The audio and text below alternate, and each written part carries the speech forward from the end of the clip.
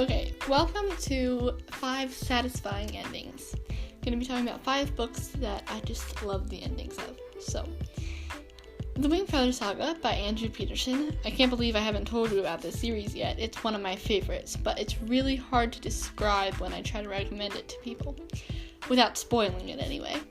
It's about the Igby family, 3 children, their mother, and their ex-pirate grandfather, and they're finding out who they truly are. It's really hard to describe, but just take my word for it that this series is really good. Anyway, I like the ending because it was happy and sad at the same time. It just told you that exciting things would be happening to the characters later on, even if we won't get to know what they are. The Clockwork 3 by Matthew J. Kirby is about 3 kids in London, an inventor, a maid girl at a hotel, and a fiddle boy that plays on the streets. It's very steampunk, and each chapter is from a different perspective. Each kid has different goals. Frederick wants to make a clockwork man that will get him a place in the inventing world. Hannah wants her father to get better. Giuseppe wants to get back to Italy to help his sister. Everything was very happy at the end, but there was a bit of sadness and more adventure coming. A Series of Unfortunate Events by Lemony Snicket is a 13-book series where everything just gets worse and worse for Violet, Claus, and Sunny, the Baudelaire siblings. This series is depressing but also funny, and it keeps you hanging on for what happens next. It's not a very good reread.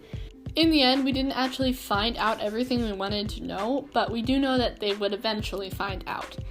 The general message I got was that everyone has a story and there's always bad people out there, but it ended with a lot of hope. The Last Sin Eater by Francine Rivers is about an 8-year-old Caddy who is seeking for truth. She learns the real truth from a mountain missionary man and shares it with her community. She hopes to set free the Sin Eater, the man who takes on the deceased's sins so they can go to heaven. Even though the main character is 8, it is really for people older than that with its mature themes. There's too many plot lines to talk about in this summary, but the ending was just perfect and I loved it. Wolf Hollow by Lauren Wolk is about an 11-year-old girl who has a special friendship with a strange man living in their small mountain community. When a terrible girl moves in, she starts immediately by making Annabelle's life miserable, but soon she starts hurling her hurtful lies toward Toby, the strange mountain man, to cover up her actions. The ending of this book was very sad, and I almost cried, but it was so beautiful, and I loved that book. What makes book endings good? Sometimes I think the author just finds the perfect words to wrap it up. Sometimes just knowing the characters will still continue their adventures helps.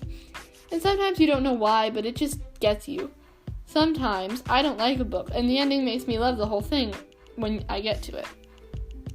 Thanks for listening to my 5 happy endings, or sad endings, or whatever. What should I talk about next?